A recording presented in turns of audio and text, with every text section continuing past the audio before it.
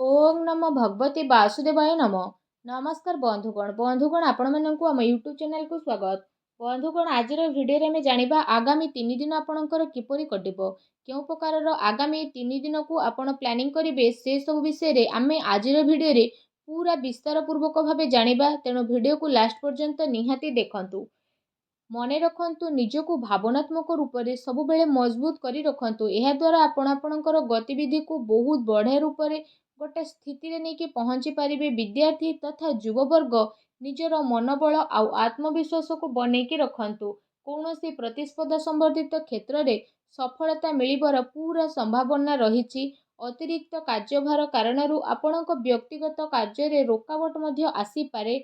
सेथिपाई व्यवस्थित दिनचर्या रखंतु। ए समय रे पिलांको सह निजर टाइम को स्पेंड करंतु तथा निजर समस्या को सुलझेबारे योगदान दियंतु। अटके थिबा पैसा को सावधान सह सुलझेबे। बिजनेस कार्य पूरा हेबा कारणरू प्रोब्लेम मध्य आसी पारे। ता सहित कोनोसी अनुभवी बा राजनीति व्यक्ति को सहाय्य नेबा आपणक पई फायदामान रहइबो। ता सहित ए समय रे कोनोसी प्रोब्लेम आसीबा कारणरू कोनोसी फ्रेंड्स को परामर्श आपणक पई बहुत भलो रहइबो। वैवाहिक संबंध मधुरपूर्ण रहइबो। लव पार्टनर को सह संबंध रे घनिष्ठता बढ़िबो। स्वास्थ्य रे अलस्वामी कारणरू अलस्वामी बा थकापुणा आपण को अनुभव होई पारे। ता सहित अधिक आराम नेबार ए दिन रे आवश्यकता रही। कौनसी परिश्रम को आपण बहुत सरल सह हासिल करेंगे। से भूल ए दिन रे आदौ भी आपण करंतु नहीं। मानसिक आकस्मिक सुख शांति मध्य अनुभव हेबो। पिला माने निजर पाठपढ़ा प्रति एकाग्र चित्त रहिबे।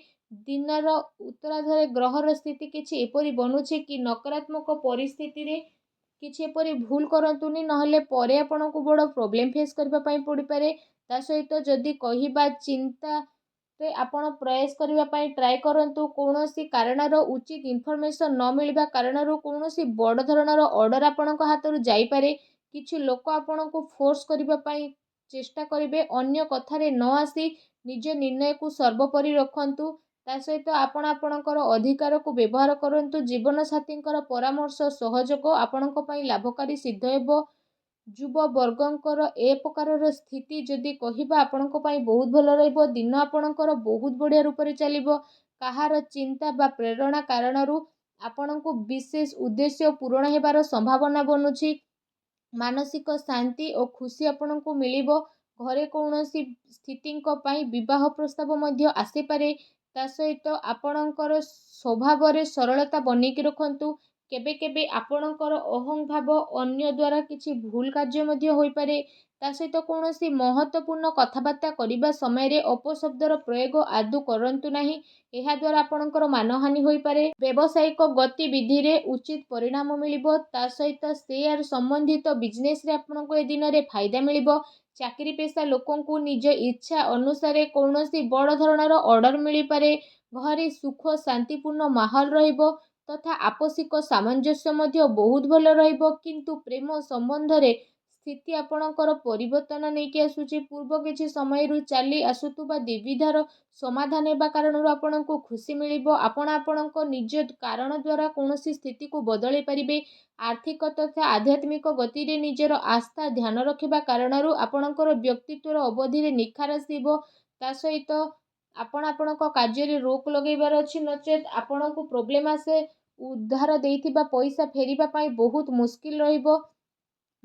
जदि कहिबा बहुत बड़ धरणर प्रोब्लेम आगो को आसुची। युवा वर्ग निज कामयाबी पाइबा चक्कर रे कौनसी भूल धरणर जिनिस रे मुंड पसंतु नहीं। व्यावसायिक गतिविधि मन मुताबक हेबो। ता सहित जदि कहिबा कार्य प्रणाली रे परिवर्तन आसीबो। आत्मविश्वास बनेकी रखंतु।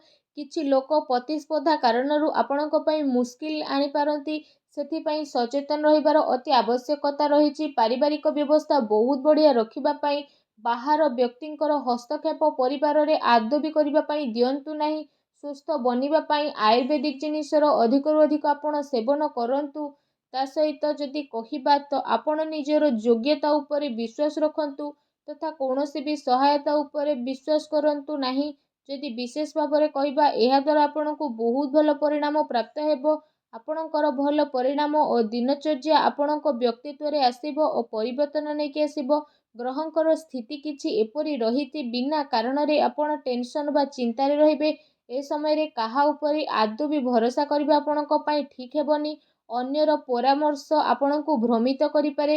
ଠିକ୍ ହେବ କି ନିଜକୁ ବେଷ୍ଟ ରଖିବା ପାଇଁ ଟ୍ରାଏ କରନ୍ତୁ। କୌଣସି ପ୍ରକାରର ବ୍ୟବସାୟିକ ନିର୍ଣ୍ଣୟ ନେବା ପୂର୍ବରୁ ସମୟ ଅନୁକୂଳ ରହିବ ନାହିଁ, ଆପଣଙ୍କୁ ଘାଟା ହୋଇପାରେ। ଏହା ସହିତ ସାଝେଦାରୀ ସମ୍ବନ୍ଧିତ ବ୍ୟବସାୟରେ ନିଜର ପାର୍ଟନରଙ୍କ ସହ ପାରଦର୍ଶିତା ରଖିବାର ଆବଶ୍ୟକତା ରହିଛି। ଏହାଦ୍ୱାରା ଆପୋଷିକ ସାମଞ୍ଜସ୍ୟରେ ସୁଧାର ଆସିବ। ତା ସହିତ ଆପଣ ସେସବୁ କାର୍ଯ୍ୟରେ ନିଜର କାମ କରିବା ଗତିକୁ ପରିବର୍ତ୍ତନ କରିବେ। ଅଧିକାରୀ ବର୍ଗ ବା ବରିଷ୍ଠ ସଦସ୍ୟଙ୍କର ଅନୁଭବ ଓ ମାର୍ଗଦର୍ଶନକୁ ଆପଣ ନିଜର ଜୀବନ ଶୈଳୀରେ ଆପଣେଇବା କାରଣରୁ କୌଣସି ସ୍ଥିତିରେ ଆପଣଙ୍କୁ ପରିବର୍ତ୍ତନ ଦେଖିବାକୁ ମିଳିବ। ତା ସହିତ ଆପଣ ଆପଣଙ୍କର କାର୍ଯ୍ୟ ଉପରେ ଧ୍ୟାନ ଦେବେ। ଆପଣଙ୍କର ବିଚାରଧାରାରେ ସକାରାତ୍ମକ ପରିବର୍ତ୍ତନ ଆସିବ। ଯୁବା ବର୍ଗ ବ୍ୟର୍ଥ ମଉଜ ମଜଲିସରେ ସମୟ ବ୍ୟତୀତ କରନ୍ତୁ ନାହିଁ। ଲାଭ ପାଇବା ପାଇଁ ଜୀବନରେ ପରିପକ୍ୱତା ପାଇବାର ଅତି ଆବଶ୍ୟକତା ରହିଛି। ଏହା ସହିତ ସନ୍ତାନଙ୍କର କୌଣସି ଗତିବିଧି ଆପଣଙ୍କର ସମ୍ମାନକୁ ଠେସ୍ ପହଞ୍ଚାଇପାରେ। ବିଜନେସରେ ପରିଶ୍ରମ ମୁତାବକ ଲାଭ ମିଳିବ। ତା ସହିତ ଇନକମ୍ ପୂର୍ବଠାରୁ ଅଧିକ ରହିବ। କିନ୍ତୁ କୌଣସି ବି ବ୍ୟବସାୟ ସମ୍ବନ୍ଧିତ ମହତ୍ତ୍ୱପୂର୍ଣ୍ଣ ନିର୍ଣ୍ଣୟ ନେବା ପୂର୍ବରୁ ଭାବି ଚିନ୍ତି କରିବାର ଅତି ଆବଶ୍ୟକତା ରହିଛି।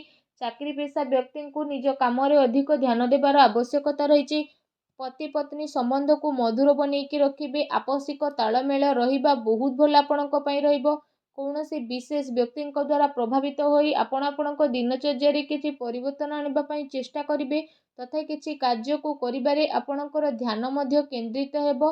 ଆପଣ ଏମିତି କିଛି ନିର୍ଣ୍ଣୟ ନିଅନ୍ତୁନି ଯାହାଦ୍ୱାରା ସ୍ଥିତି ଆପଣଙ୍କ ପାଇଁ ପରିବର୍ତ୍ତନଶୀଳ ହେବ। କୌଣସି ସମ୍ବେଦନଶୀଳ ବ୍ୟକ୍ତିଙ୍କ ହସ୍ତକ୍ଷେପ କାରଣରୁ ଆପଣଙ୍କ କାର୍ଯ୍ୟରେ ବହୁତ ବାଧା ଆସିବ। କେବେ କେବେ ଆପଣଙ୍କର ରାଗ ଆଉ ଜିଦ୍ ଏସବୁ ଆପଣଙ୍କର ପାରିବାରିକ ବ୍ୟବସ୍ଥା ଉପରେ ପ୍ରଭାବ ପକାଇପାରେ। ସକାରାତ୍ମକ ବନେଇ ରଖିବା ପାଇଁ ଆପଣ ଚେଷ୍ଟା କରନ୍ତୁ। ଏହା ସହିତ ଯଦି ବିଶେଷ ଭାବରେ ଆମେ କହିବା, ସାବଧାନ ରୁହନ୍ତୁ, କାରଣ କାର୍ଯ୍ୟସ୍ଥଳରେ ଆପଣଙ୍କ ଉପସ୍ଥିତି ଆଉ ଫୋକସ୍ ରଖିବାର ଆବଶ୍ୟକ ରହିଛି। ଏହାଦ୍ୱାରା ବ୍ୟବସାୟରେ ଆପଣଙ୍କର ପରିଶ୍ରମର ଫଳ ମିଳିବ। ଚାକିରି ପେଶା ବ୍ୟକ୍ତି ବିଶେଷଙ୍କୁ କାମର ଅଧିକତା ରହିବ। ଏହା ସହିତ ଯଦି କହିବା, ପାରିବାରିକ ସଦସ୍ୟଙ୍କର ବ୍ୟକ୍ତିଗତ ଦିନଚର୍ଯ୍ୟାରେ ରୋକଠୋକ କରନ୍ତୁ ନାହିଁ। ଅନ୍ୟ ଗତିବିଧି ସହିତ ନିଜର ସ୍ୱାସ୍ଥ୍ୟ ପ୍ରତି ମଧ୍ୟ ସଜାଗ ରଖନ୍ତୁ। ଦିନର ଆରମ୍ଭରୁ ହିଁ କୌଣସି ଶୁଭ ସମାଚାର ମିଳିବା କାରଣରୁ ଦିନ ସୁଖଦପୂର୍ଣ୍ଣ ରହିବ।